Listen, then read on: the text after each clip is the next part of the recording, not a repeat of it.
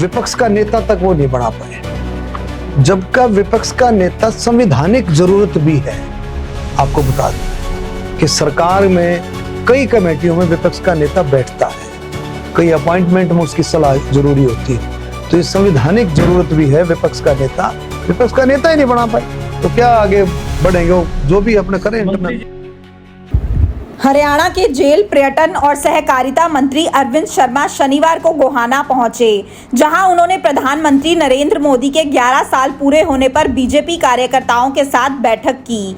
उन्होंने कहा कि यह संकल्प से सिद्धि का सफर है, जिसमें मोदी सरकार ने हर वादा पूरा किया है। सरकार ने गरीबों, किसानों, मजदूरों, महिलाओं, दलितों, पिछड़ों, खिलाड़ियों और व्यापारियों सभी के लिए योजनाएं चलाई हैं। हरियाणा सरकार 24 फसलों को एमएसपी पर खरीद रही है, जिससे किसानों को सीधा लाभ मिल रहा है।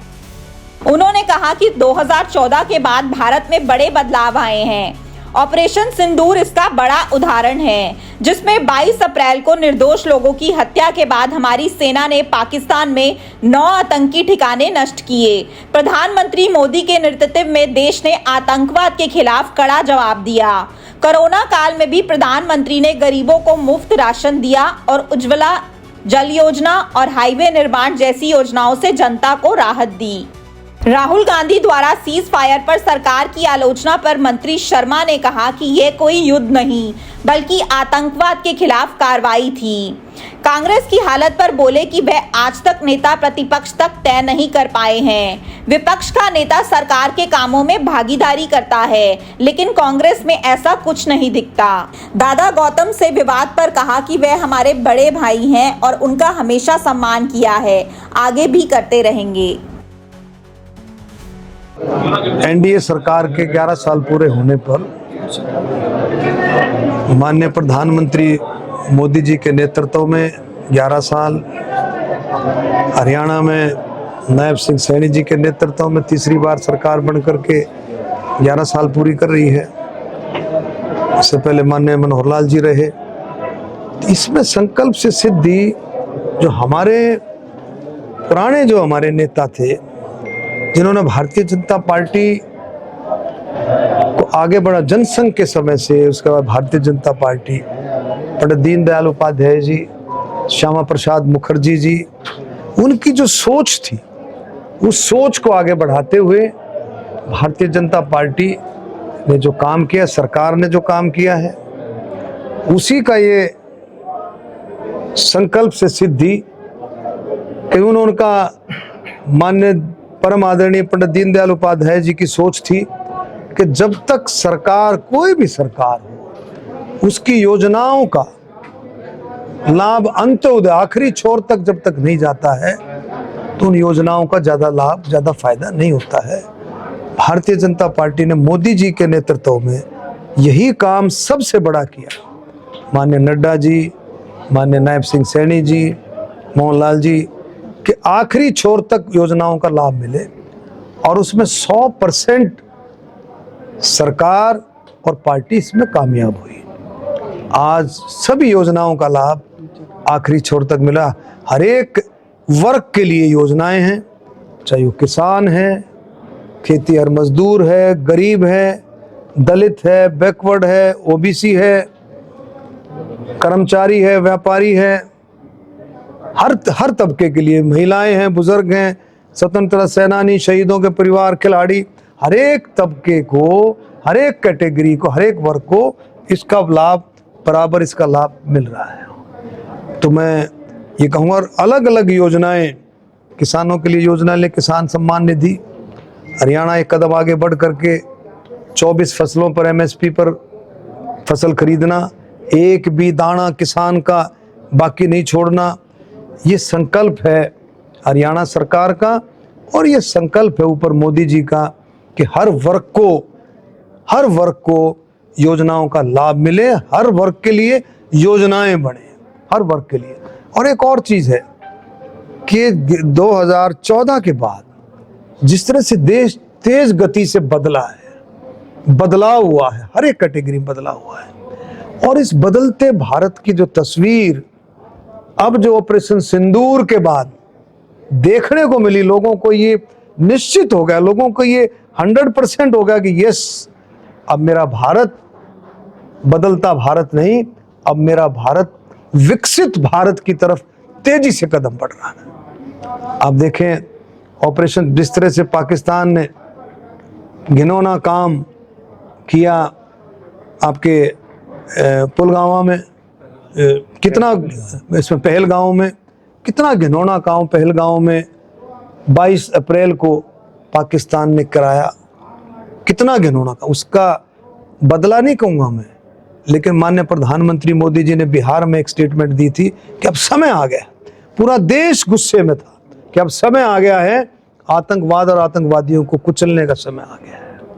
और यही काम आप देखेंगे कि ऑपरेशन सिंदूर के जरिए से माननीय प्रधानमंत्री जी के नेतृत्व हमारी सेनाओं ने, थल सेना, वायु सेना, नौसेना, सभी ने मिलकर के ऑपरेशन सिंदूर को जो है इसको प्रैक्टिकल किया और 9 ठिकानों को टारगेट किया। 9 ठिकानों को टारगेट करके जो हार्डकोर जो टेररिस्ट थे, जो कभी पकड़ाई में आते भी नहीं, ऐसे हार्डकोर टेररिस्ट थे जो सालों साल से छिपे हुए थे, उनको अगर मिट्टी में मिलाने का काम किया तो हमारे सेनाओं ने ऑपरेशन सिंदूर के माध्यम से किया। लेकिन विपक्ष के नेता और एक मिनट, अब इसके बाद आप देखें, मैं जो बदलता भारत कह रहा हूँ, इसके आप देखेंगे कि कितना बड़ा काम, जो ड्रोनों से अटैक, मिसाइलों से अटैक हुए, ड्रोन मिसाइलों से बराबर अटैक हुए, लेकिन देश को एक भी ड्रोन या एक भी मिसाइल को एडवर्स इफेक्ट नहीं कर सकी, किसी देश के किसको कोई नुकसान नहीं पहुंचा सकी। ये था, सब लोगों ने महसूस किया, ये था बदलते भारत की तस्वीर। तो मैं जिस तरह से 11 साल मोदी के कार्यकाल पे हो गए हैं, लेकिन जिस तरह से जो वायदे किए थे 2014 में कि काला धन आएगा, अच्छे दिन आएंगे, अच्छे दिन के आगे, तो दूसरा जो बात करें ये देखो, सुनो सुरेंद्र जी, ये अच्छे दिन ना आते तो कौन तीसरी बार सरकार बनाता। 2014 में पहली बार सरकार बनी, 2019 में दूसरी बार सरकार बनी, 2024 में दूसरी बार सरकार बनी। आप विपक्ष की तरह से बात कर, कौन जो है 140 करोड़ का देश है, लोग खूब समझदार है, लोगों ने खूब नजदीक से देखा है प्रधानमंत्री के काम करने की क्षमता को, प्रधानमंत्री के काम करने के इरादे को, प्रधानमंत्री के काम करने की नीयत को लोगों ने खूब गहराई से देखा है। कोरोना की महामारी आई, पूरा विश्व त्राही कर रहा था, माननीय प्रधानमंत्री मोदी जी ने 1 मिनट में समझ करके गरीब कल्याण अन्नदाता योजना की जो शुरुआत की, क्या बात कर, 80 करोड़ लोगों को उस योजना से जोड़ा। आप देखें उज्ज्वला योजना, हर घर नल से जल योजना, आप देखें हाईवेज का देखो किस तरह से जाल बिछाया गया। लोग खुश हैं, तभी वोट देते, तभी तीसरी बार सरकार आई है, और लोग खुश भी हैं, लोग खुशहाल भी हो रहे हैं मोदी जी के नेतृत्व में। ऐसा नहीं है, विपक्ष का काम अपने नैरेटिव सेट करना है, बेकार की। राहुल गांधी लगातार सरेंडर के नाम पर जो है सवाल कर रहे हैं, मोदी जी के ऊपर टिप्पणी कर रहे हैं। देखिए, मैं फिर कह रहा हूं, ये युद्ध नहीं था, ये आतंकवाद और आतंकवादियों के खिलाफ कार्रवाई थी। ऐसे हार्डकोर आतंकवादियों को जो छुपे हुए थे, उनके खिलाफ कार्रवाई थी, और उनको मिट्टी में मिलाने का काम 9 ठिकानों पर जो टारगेट किया। ये युद्ध नहीं था, फिर मैं कह रहा हूं। और देश जो है, कभी मोदी जी के नेतृत्व में जो बात ये कर रहे हैं ना, ये देश को समझें, देश की जनता को समझें। आज 140 करोड़ का देश हाथों में झंडे लेकर के किस तरह से बाहर निकला है।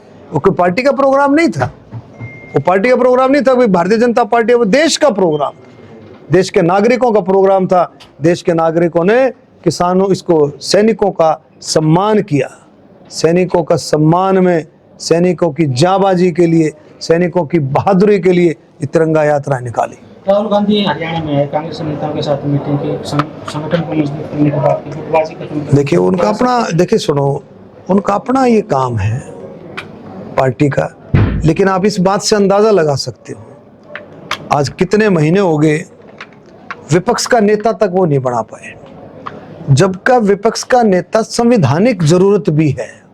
आपको बता दूं कि सरकार में कई कमेटियों में विपक्ष का नेता बैठता है, कई अपॉइंटमेंट में उसकी सलाह जरूरी होती है। तो ये संवैधानिक जरूरत भी है विपक्ष का नेता ही नहीं बना पाए तो क्या आगे बढ़ेंगे? वो जो भी अपने करें। मंत्री जी, पेहरावर में आपने इतिहास रचा, लेकिन उसके बावजूद कुछ लोग उस प्रोग्राम पे सवाल खड़े कर रहे हैं। देखिए, ऐसा है, पेहरावर का जो प्रोग्राम हुआ वो गौड़ ब्राह्मण विद्या प्रचारणी की जगह पर माननीय मुख्यमंत्री जी का मैं बार बार धन्यवाद देता हूं। 15.5 एकड़ जमीन पर प्रोग्राम हुआ, पूरी जमीन पर पंडाल लगा हुआ था। लोगों का मैं धन्यवाद देता हूं, हरियाणा के हर कोने से, हर गली से, हर मोहल्ले से, हर गांव से लोगों ने पहुंच करके गौड़ ब्राह्मण विद्या प्रचारणी सभा को नमन किया, उसको याद किया, उन पूर्वजों को याद किया जिनकी वजह से गौड़ ब्राह्मण विद्या प्रचारणी बनी थी। उन पूर्वजों को याद किया, पंडित प्रभुदयाल गौड़ को याद किया, पंडित भगवत दयाल शर्मा को याद किया, पंडित नेकीराम शर्मा, पंडित श्रीराम शर्मा, पंडित चिरंजीलाल शर्मा, इन सबको, हमारे चतुर्भुज शर्मा जी, मेरे दादाजी थे पंडित जानकी प्रसाद जी, उनका भी बड़ा भारी योगदान रहा था इस संस्था को आगे बढ़ाने में। तो सबको याद किया। उस जगह पर प्रोग्राम था, ये सारे का सारा जो प्रोग्राम था गौड़ ब्राह्मण विद्या प्रचारणी के लिए था। लोग बाग वहां पर पहुंचे। रही बात, जो गौड़ ब्राह्मण विद्या प्रचारणी को नहीं समझते वो तरह तरह के सवाल उठाते, जो देश को नहीं समझते, जो देश को ही नहीं समझते, वो तरह तरह के सवाल उठाते हैं। इसमें आप देखो, ऑपरेशन सिंदूर क्या था जी, सीज फायर कर दिया जी, जिनको देश की समझ ही नहीं है। अरे जिसको गौड़ ब्राह्मण विद्या प्रचारणी की समझ नहीं, वो तरह तरह के सवाल उठाए।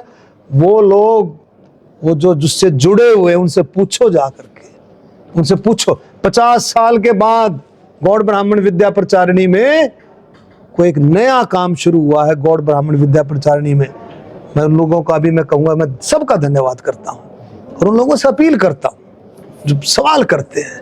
अरे ये मौका है कुछ कर दिखाने का। ये मौका है कि जो पत्थर रखे गए हैं उन पत्थरों को हम ऊपर लेकर के जाए, वहाँ को कंस्ट्रक्शन के काम शुरू हों। हमारे लड़के लड़कियां, जो 36 बिरादरी के लड़के लड़कियां आएंगे, उनका भविष्य उज्जवल हो। एक ऐसा भविष्य जो संस्था से निकले तो उनका ऐसा भविष्य उज्जवल हो, उनको कोई ना कोई काम मिले, उनके रास्ते बढ़े, उनके परिवार के रास्ते खुले। उन्होंने अभी आरोप लगाया है नवीन जैन ने, खास करके जो बाबाओं के जो न्याय हैं वो जेल में बंद थे। देखिए, मैंने देखो सुनो, मैंने पहले भी सुरेंद्र कई बार जवाब दे लिया, फिर तू उसी बात पे आता है, कोई बात नहीं। देखो, ऐसा हमने कुछ किसी से छुपाया नहीं प्रोग्राम। हम तो स्टेज पर रुक के मारे थे, भाई सब आओ। हम तो स्टेजों पर रुक के मारे थे, हमने कोई पर्टिकुलर ये नहीं कहा भैया। सभी पंथों को, सभी धर्मों का हमारे लिए सम्मान था, सभी जातियों का सम्मान था। सब आओ, सब आए। कोई पर्टिकुलर बातें इसमें इधर उधर की बात करना, ये तो फजूल की बात। मैं तो कहता हूँ सबको हमने इनवाइट किया, सब आए। अब इन चीजों से ऊपर उठ करके, इन चीजों से प्रोग्राम हो गया। अब चिड़िया चुग गई खेत, क्या बोलते हैं, अब पछताए होत क्या। ले गए लोग, जो इतने लोग जमा हो गए, लाखों लाखों की तादाद में लोग जमा हुए, सब बिरादरियों के लोग आए। अब करते रहो जिसने जो करना है, लेकिन अब मौका है, अगर वाकई में दिल से, आत्मा से गौड़ ब्राह्मण विद्या प्रचारणी के साथ जुड़े हैं तो अभी भी समय है कुछ कर दिखाने का। मंत्री जी, कोरोना की आहट सुनाई दे रही है, काफी केसेस आ रहे हैं सामने, लेकिन गोहाना का जो ऑक्सीजन प्लांट 4 साल पहले लगाने की बात की गई थी, वो आज तक नहीं लग पाया है।